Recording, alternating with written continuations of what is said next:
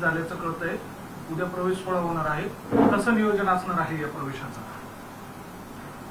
प्रवेश घ्यायचे हे ठरलेलं आहे. प्रदेश भाजपने प्रवेश घ्यायचं हे ठरलेलं आहे. परंतु उद्याच प्रवेश आहे असं काही नाही. ह्या आठवड्यात प्रवेश आहेत. महाराष्ट्रातल्या विविध भागातल्या पदाधिकारी नेत्यांचे, इतर पक्षातल्या. त्याच्यामुळे प्रवेश उद्या आहे असं निश्चित नाही, पण या आठवड्यात प्रवेश होणार. कोण कोण प्रमुख आहेत ज्यांचे प्रवेश होणार? प्रमुख नावे तसे काही आमच्याकडे आलेली नाही, पण प्रवेश होणार आहे ह्या सूचना आलेल्या आहे आम्हाला. त्यात गणेश गीते आणि हे असणार आहेत. सुधाकर बडगुजर, गणेश गीते हे तर दोन प्रमुख आहेत. त्यांच्याबरोबर अजून कोण कोण आहेत? असे नावं मी सांगितलं ना तुम्हाला. प्रवेश करायचे असं प्रदेशाने आम्हाला सूचित केलेलं आहे, परंतु असे नावं काही आलेले नाहीत, पण प्रवेश होणार आहे या आठवड्यात. किती आजीबाजी नगरसेवकांचा, पदाधिकाऱ्यांचा प्रवेश? भाजपमध्ये येण्यास अनेक जण इच्छुक आहे, परंतु मी तुम्हाला सांगितलं परत की अशी यादी वाढतच चालली भाजपमध्ये प्रवेश करणाऱ्यांची. म्हणजे आता जो प्रवेश सोहळा होणार आहे बडगुजरांच्या बरोबर, ते साधारण किती लोक असणार? नाही, ते नाही, मी सांगितलं ना तुम्हाला प्रवेश होणार आहे, परंतु किती जणांचा प्रवेश होणार आहे ती यादी काही आलेली नाही अद्याप. प्रदेशाकडून यादी आल्यानंतर वाटलं तर आम्ही सविस्तर तुम्हाला देऊ. शहराचे अध्यक्ष आहात भाजपचे आणि प्रवेश होतो हे तुम्हाला माहिती, पण नावं तुमच्याकडे नाही. याचा अर्थ तुमच्यामध्ये कम्युनिकेशन गॅप आहे का वरिष्ठांमध्ये आणि तुमच्यामध्ये, की तुमच्यापर्यंत नावच येत नाहीये? कम्युनिकेशन गॅप अजिबात नाहीये. जळगावला आमची सविस्तर चर्चा झालेली आहे. भारतीय जनता पक्षामध्ये अनेक जण इच्छुक आहे प्रवेशाला. जे प्रवेश घ्यायचे ते घ्यायचे असं ठरलेलं आहे. त्याच्यामुळं कम्युनिकेशन गॅपचा काही विषयच नाही. तुमच्यापर्यंत नाहीये ना? येतील ना, नावं येतील. आमचा संवाद चालू आहे. आमचा आम्ही बोलतो, संवाद चालतो आमचा. पण असं पण म्हटलं की विरोधी पक्षातले कोणी असतील तर त्यांना घ्यायचंय, आपला पक्ष मजबूत करायचा आहे, कारण की ते कुठल्या तरी पक्षात जाऊ शकतात. वस्तुस्थिती आहे. आपण नाही घेतलं तरी कुठल्या तरी पक्षात जाणारच आहे. त्याच्यामुळं राजकारणात डोक्याला जितकी किंमत आहे तितकी त्याचे डोके किती आहे त्या पक्षात त्यालाही किंमत आहे. लोकशाही जगातली सर्वात मोठी लोकशाही पक्ष आहे. त्याच्यामुळे तो निर्णय झालेला आहे. स्थानिकांचा विरोध आहे. विरोध होणं साहजिक आहे. विरोध होणं काही हे चुकीचं नाहीये, कारण एकमेकांविरुद्ध लढलेले, एकमेकांविरुद्ध आरोप प्रत्यारोप केलेले यापूर्वीचे उदाहरण आहे. राणे साहेब आहे, पिता पुत्र आहे, ते विरोधात होते त्यावेळेस विरोध होता, पण आज ते भाजपच्या रचनेत येऊन ते काम करताय. तर तो विरोध असेल, परंतु पक्षाचा जो निर्णय झालेला राहील केंद्रीय आणि राज्यस्तरीय त्या निर्णयाप्रमाणे प्रवेश होणार.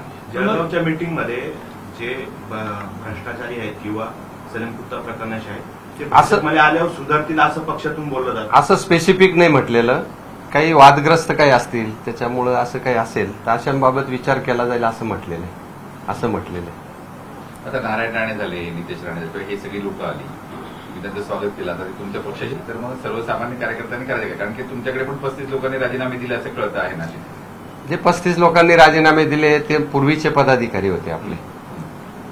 ते पेपरला स्टंट पब्लिसिटी म्हणून त्यांनी दिलेले, ते कुठलाही त्याच्यातला एकही पदाधिकारी नाही. तुम्हाला आमची यादी आहे, कार्यकारिणीची सगळी PDF देतो मी तुम्हाला.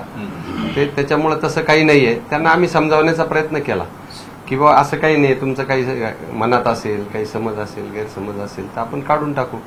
परंतु त्यांनी स्टंट केला. सवंग लोकप्रियता मिळवण्याच्या प्रयत्नात त्यांनी तुम्हाला वर्तमानपत्रात म्हणा किंवा चॅनलला दिलं. मी तुम्हाला विनंती केली होती की तुम्ही वस्तुस्थिती अगोदर जाणून घ्या, कार्यालयात येऊन नंतरच ते लावा. काही वर्तमानपत्रांनी लावली ती बातमी, परंतु त्यांनी आधी वस्तुस्थिती जर माहिती करून घेतली असती तर मला वाटतं बरं झालं असतं. सीमा हिरे या तुमच्या पक्षाचे आमदार आहे, त्यांनी काल देखील सोशल मीडियावर एक पोस्ट केलेली आहे आणि आज देखील त्यांच्या सोशल मीडियाच्या अकाउंटला, स्टेटसला असं लिहिलेलं आहे की आमचा विरोध मावळलेला नाही, आमचा विरोध कायम आहे. साहजिक आहे. सीमाताईंच्या विरोधात 2 वेळा जो उमेदवार लढलेला आहे त्या उमेदवार लढल्यानंतर त्यांना ते वाटणं साहजिक आहे त्यांचं. आणि त्या मतदारसंघातल्या ज्या प्रतिक्रिया आहे त्या प्रतिक्रिया त्यांच्या शब्दातून येतात आहे. परंतु ज्या वेळेस भारतीय जनता पार्टी एखादा विषय ठरवते, प्रदेश किंवा केंद्रीय स्तरावर ठरवलेला असतो, तो विषय आम्ही करतो. पण हे म्हणजे तुम्ही कार्यकर्ते, तुम्ही पक्ष वाढवणारे आहात, कार्यकर्ते सर्व, तुमच्या मतालाच ह्या पक्षामध्ये किंमत नाही का? वरून ठरवता आणि ते रेटून नेतात, तुमचं मतच इथे जाणून घेतलं जात नाही असं नाहीये. आमच्याकडे ठरवलं जातं. मी तुम्हाला तेच सांगितलं ना, आम्हाला आमच्याकडे विचारणारच आहे ते. नाही पण आता सर्वांचाच विरोध असतानाही प्रवेश सोहळा जर होणार असेल तर मग तुमच्या मताला इथे काही किंमतच नाही असं अर्थ नाही. मी तुम्हाला परत एकदा सांगतो की राजकारणात डोक्याला जेवढी किंमत आहे तेवढी डोक्यांना किंमत आहे. जे जे आले, जे जे भाजपच्या रचनेत समरस झाले किंवा भाजपची कार्यपद्धती ज्यांनी अंगीकारली ते थांबले, ज्यांनी अंगीकारली नाही, जे त्याच्यात बसले नाही ते गेले. त्याच्यामुळे लोकशाहीत मी परत सांगतो तुम्हाला, लोकशाहीत एका मताने अटलजींचं सरकार पडलं होतं. मग लोकशाही जर आहे आपली इतकी जगातली सर्वात मोठी, तर ते करण्यात काही गैर नाही. त्यांनी ज्यावेळेस वरिष्ठांशी चर्चा केली तर कुठल्या प्लस मायनस बाबत आपण सांगितलं, म्हणजे बडगू जर जरी की त्याने काय फायदा होऊ शकतो आणि काय फटका बसू शकतो, हा विषय प्रदेश नेत्यांचा आहे. आपल्याकडनं जो काही संवाद झाला, आम्हाला जे खालून फिडिंग जातं, कार्यकर्त्यांच्या भावना त्या कळवाच लागतात, त्या आम्ही कळवतो. परंतु सगळ्याच भावना तुम्हाला सांगावा अशी तुम्ही अपेक्षा करू नये अशी माझी तुम्हाला विनंती आहे. कार्यकर्त्यांच्या भावना निगेटिव्ह होत्या की पॉझिटिव्ह होत्या? काहींच्या संमिश्र होत्या. तुम्ही तर वर्तमानपत्रात वाचतातच आहे. आता आमच्या आमदारताई आहे, सीमाताई आहे, ते राहणार, ते साहजिक आहे. पण मग त्या एकट्या नव्हत्या ना. भाजपचे माजी 15 नगरसेवक होते, मंडल अध्यक्ष होते. जवळपास 50-60 पदाधिकाऱ्यांनी त्या ठिकाणी मुख्यमंत्र्यांवर दबाव टाकलाय का प्रवेश देऊ नये? तुमचं म्हणणं बरोबर आहे, परंतु ज्यावेळेस तो एखादा निर्णय होईल, तो निर्णय झाल्यानंतर तो आम्ही स्वीकारत असतो आणि पुढे जात असतो. तुमचा या पक्ष प्रवेशाशी तुम्ही सहमत आहे का? मी सांगितलं, प्रदेश आणि केंद्रीय स्तरावर जे निर्णय होतात ते सगळ्या निर्णयाशी आम्ही सहमत आहोत. शिवसेनेचे मंत्री आले होते उदय सामंत 2 दिवसांपूर्वी नाशिकमध्ये. माहितीमध्ये निवडणूक लढू असं वरतून ठरलेलं असं एक वक्तव्य त्यांनी केलेलं आहे. आणि भाजपची ताकद मोठी आहे, कार्यकर्त्यांची इच्छा तो बळावरती लढण्याची आहे. काय एकूणच प्रिपरेशन आहे? सर्वप्रथम महाराष्ट्रात महापालिकेची निवडणूक स्वतंत्र नाशिकमध्ये लढलेली आणि त्याचे रिझल्टही चांगले आलेले.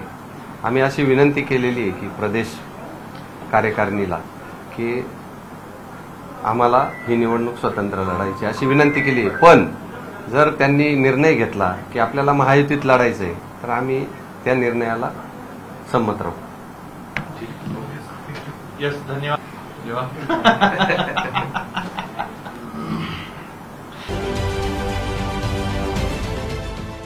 देश विदेशातील प्रत्येक घडामोडींचे लाईव्ह अपडेट मिळवण्यासाठी आता साम टीव्हीच्या सर्व सोशल मीडिया प्लॅटफॉर्मला लाईक, फॉलो आणि सबस्क्राईब करा. तसंच सर्व नोटिफिकेशनसाठी बेल आयकॉन प्रेस करायला विसरू नका.